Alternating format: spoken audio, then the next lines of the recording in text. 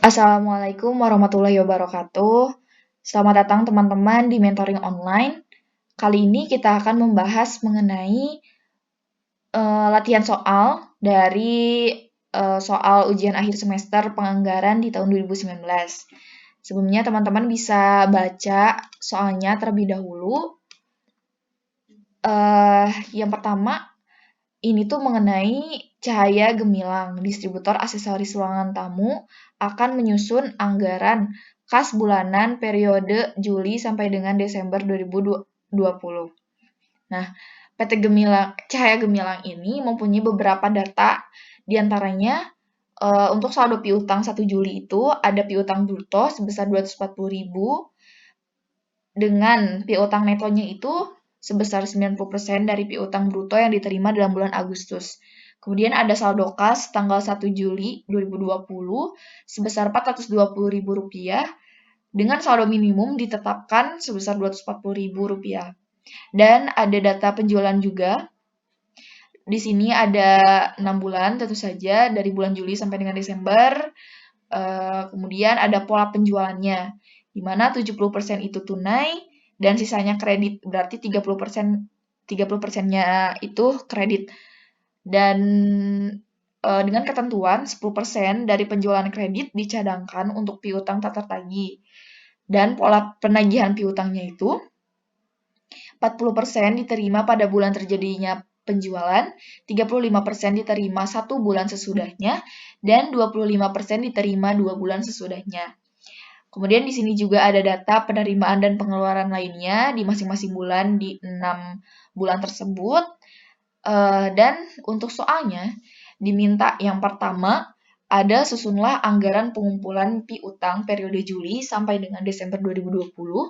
Yang kedua, susunlah anggaran kas periode Juli sampai dengan Desember 2020.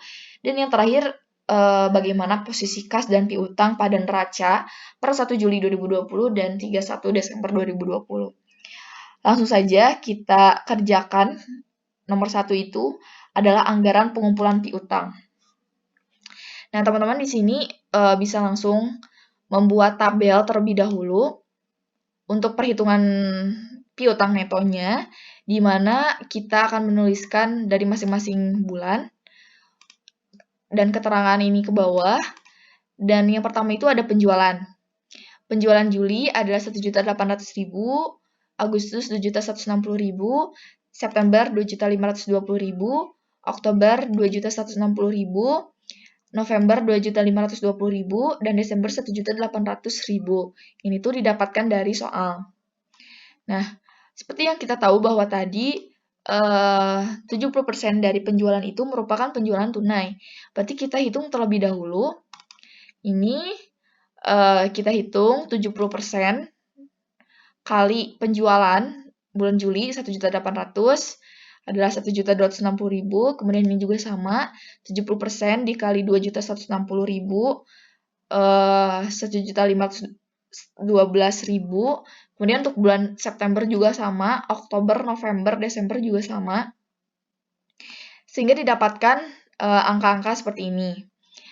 Untuk selanjutnya itu ada penjualan kredit, di mana penjualan kreditnya ini sebesar 30% dari penjualan. Nah, hitung seperti tadi, bedanya ini dikalikan 30% untuk masing-masing bulan ya.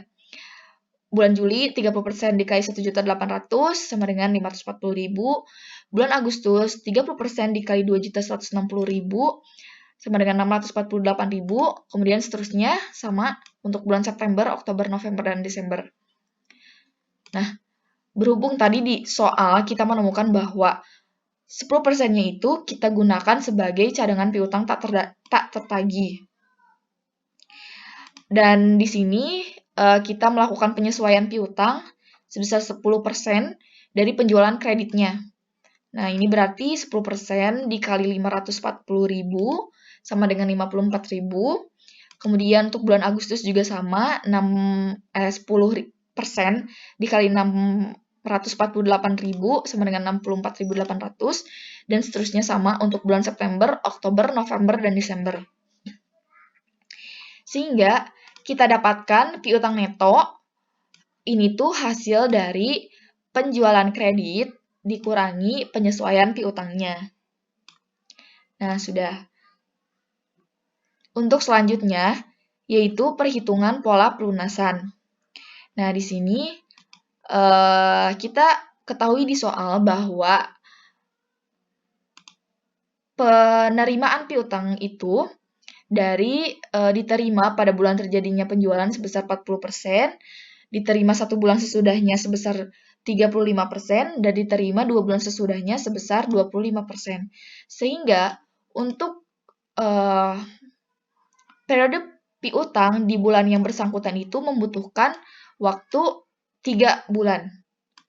Dimana kita ketahui di Juli ini berarti sampai September untuk penagihan piutangnya, untuk pelunasannya. Nah, kita langsung saja hitung. Untuk bulan Juli, 40% dikali 486.000, ini dari sini, dari piutang netonya, sama dengan 194.400. Untuk bulan Agustus, di mana 1 bulan sesudahnya, 1 bulan sesudah Juli, 35% dikali 486.000, 170.100. Kemudian di bulan September, 2 bulan setelah Juli, 25% dikali piutang neto bulan Juli 486.000 sama dengan 121.500. Begitupun di bulan-bulan selanjutnya, seperti di bulan Agustus kita membutuhkan waktu sampai Oktober dan ketentuannya masih sama, 40%, 35%, 25%. September juga sampai November, Oktober sampai Desember. Nah, untuk November, untuk piutang di bulan November ini, berhubung kita membutuhkan waktu 3 bulan, maka ini akan menyeberang ke tahun 2021 di Januari. Nah, ini sama, hitung terlebih dahulu saja. Dan untuk Desember juga, Januari 2021 dan Februari 2021. Nah, angka-angka ini sudah didapatkan. Kemudian selanjutnya kita akan menuliskan juga daftar penerimaan dari piutang. Penerimaan kasnya ya. Kita bikin tabel terlebih dahulu. Untuk yang pertama itu saldo 1 Juli. Nah, 583.200 ini dari mana? Ini teman-teman bisa buka terlebih dahulu soalnya. Dari soal kita mengetahui bahwa saldo piutang 1 Juli, piutang bruto 240.000, kemudian besarnya piutang neto sebesar 90% dari piutang bruto yang diterima dalam bulan Agustus. Sementara kita itu membutuhkan piutang neto kan. Nah, berarti untuk mendapatkan piutang neto 1 Juli, kita harus menghitung terlebih dahulu piutang bruto di bulan Agustus, di mana piutang bruto atau penjualan kredit di bulan Agustus itu adalah 30% dari penjualannya, 2.160.000, sebesar 648.000. Nah, 30% ini dari penjualan kredit ya, karena ketika penjualan itu bersifat kredit, maka otomatis akan menjadi piutang. Dan ini masih berupa piutang bruto. Kemudian hasilnya 648.000. Nah, dari sini kita baru bisa menghitung piutang netonya. Piutang neto 1 Juli itu 90% dari piutang bruto. Berarti 90% dikali 648.000 sebesar 583.200. Nah, kita kembali lagi ke sini. Itu saldo 1 Juli 583.200. Nah, langsung saja untuk bulan Juli 486.000 untuk piutang netonya dari sini yang tadi. Dan untuk penerimaannya itu, angka-angka ini berasal dari sini, perhitungan pola pelunasan. Bulan Juli kita mendapatkan bayaran pada bulan Juli juga, itu sebesar 194.400. Kemudian pada bulan Agustusnya 170.100, dan pada bulan Septembernya 121.500. Kemudian sama seperti periode piutang periode piutang Agustus juga sama. Ini Julinya kosong karena dimulai di bulan Agustus. Ini angka-angka ini berasal dari sini ya. Kita tuliskan ke pinggir Untuk September juga sama, 272. Ini lihat lagi ya, untuk bulan-bulannya harus sesuai dari bulan saat itu dan 2 bulan setelahnya. Ini. Oktober juga sama. Oktober dari sini. November, nah untuk November ini, untuk pembayaran yang dilakukan di tahun 2021 ini tidak dimasukkan terlebih dahulu karena kita hanya membutuhkan periode penerimaan kas di bulan Juli sampai dengan Desember. Berarti di sini hanya cukup menuliskan 2 bulan saja. Dan untuk Desember juga hanya 1 bulan saja. Nah, kita jumlahkan untuk piutang neto, kemudian untuk bulan Juli, Agustus, September, Oktober, November, Desember. Nah, nomor 1 sudah terselesaikan. Selanjutnya kita akan menyelesaikan nomor 2, yaitu anggaran kas periode Juli sampai dengan Desember 2020. Nah, anggaran kas ini dimulai dari saldo awal masing-masing bulan. Nah, ini tuh menghitungnya per bulan ke bawah ya.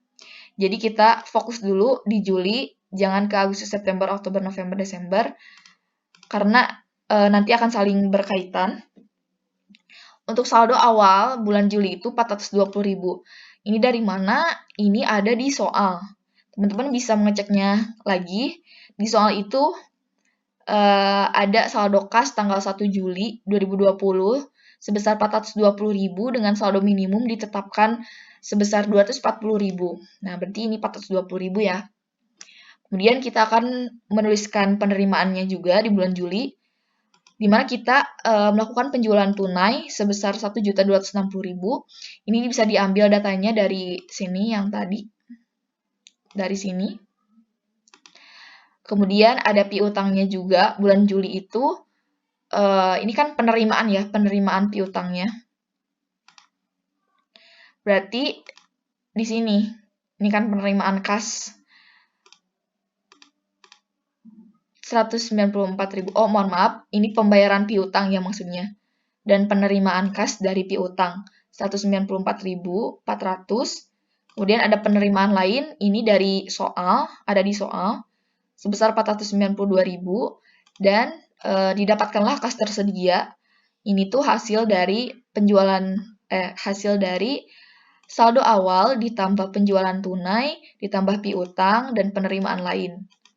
Nah, kemudian kita baru bisa menghitung pengeluarannya, di mana kita di sini hanya mempunyai satu sumber, yaitu dari soal itu ada pengeluaran ya, 864.000. Nah, untuk saldo akhirnya didapatkan 1.502.400, ini dari kas tersedia dikurangi pengeluaran lain. Nah, untuk saldo akhir bulan Juli ini akan digunakan di saldo awal bulan Agustus. Jadi ini langsung kopikan saja, 1.502.400, kemudian penjualan tunainya juga ada, bisa kita lihat di sini, yang tadi 1.512.000. Kemudian piutangnya 403.380 dari sini, penerimaan dari piutang, penerimaan kas dari piutang. Kemudian ada penerimaan lain, ini 192.000 dari soal, dan didapatkan kas tersedia, ini jumlah dari saldo awal, ditambah penjualan tunai, ditambah piutang, ditambah penerimaan lain. Nah, kemudian baru dikurangkan dengan pengeluaran lain yang ada di soal, dan dihasilkanlah saldo akhir bulan Agustus sebesar 1.359.780. Nah, ini juga akan berguna, saldo akhir bulan Agustus akan berguna bagi saldo awal bulan September. Begitu seterusnya.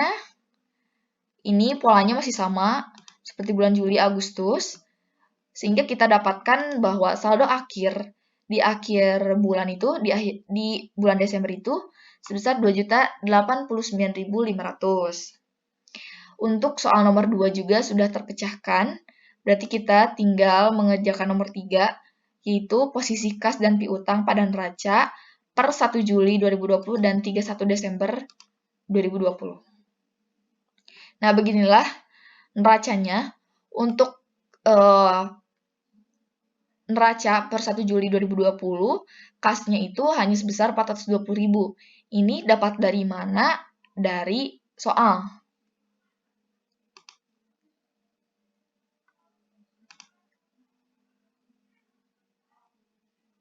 Karena per 1 Juli ya. Berarti ini juga sama, piutangnya juga dari soal 240.000. Dan untuk neraca cahaya gemilang per 31 Desember 2020, untuk kasnya itu 2.089.500. Ini lihat dari saldo akhir bulan Desember. Ini. Dan piutangnya. Nah, di neraca ini, untuk piutang di sini tuh piutang bruto. Kemudian kita akan mengurangkannya dengan penyisihan. Penyisihan itu dari cadangan piutang tetap lagi sehingga didapatkan piutang neto. Nah, gimana sih cara menghitung piutang brutonya? Kita lihat terlebih dahulu di sini piutangnya itu 578.340. Di mana kita ketahui bahwa penyisihannya itu hanya sebesar 10%.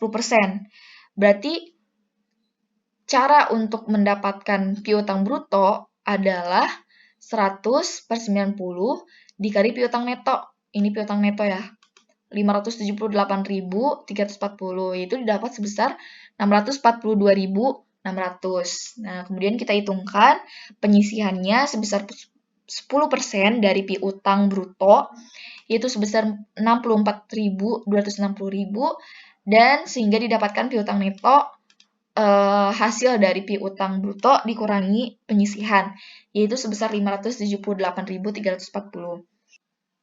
Nah, pembahasan sudah selesai. Terima kasih teman-teman yang sudah menyaksikan mentoring online kali ini. Semoga bermanfaat. Terima kasih. Wassalamualaikum warahmatullahi wabarakatuh.